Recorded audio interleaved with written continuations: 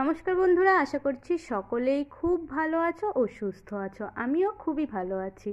আজ এসেছে এই যে দেখো একটা নতুন কিছু তোমাদের সঙ্গে তুলে ধরছি।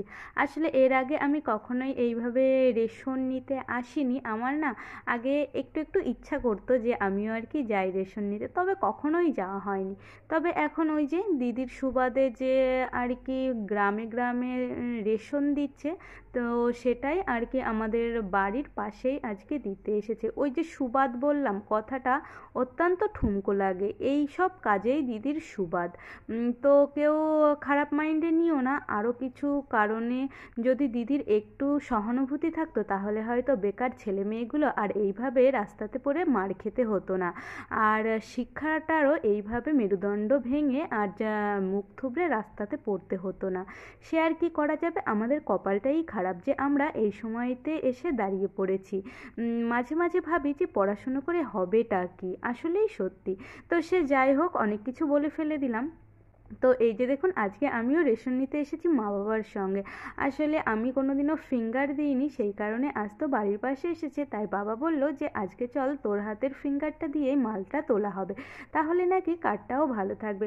তো একদমই আর কি আমাদের বাড়ির পাশেই দিচ্ছিল, সেই কারণে গেলাম।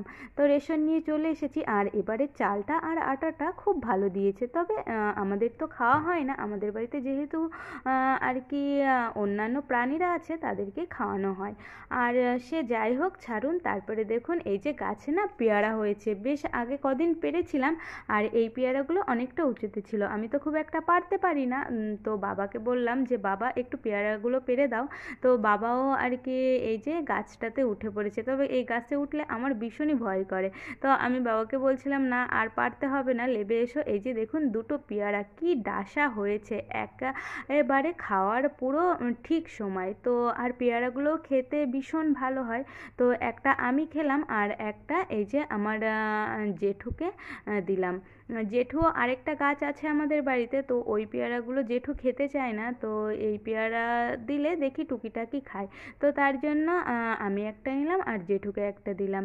তো তারপরে এই যে এটা ছিল সন্ধ্যাবেলাতে, সারাদিনটা তো ওইভাবেই কেটে গিয়েছিল। আর দেখুন আয়ুষ বানিয়েছিল ডিম টোস্ট। কীভাবে এই যে গোল পাউরুটিগুলো পাওয়া যায়, ও ওইটা কিনে নিয়ে এসে ডিম টোস্ট বানিয়েছে। তো আমি বলছিলাম ডিম টোস্ট তো এইভাবে বানায় না, বলছি আমি যা পেরেছি তাই বানিয়েছি। তো তারপরে এই যে দেখুন সস দিয়ে এখন খাবে, তো আমাকেও একটু দিয়েছিল।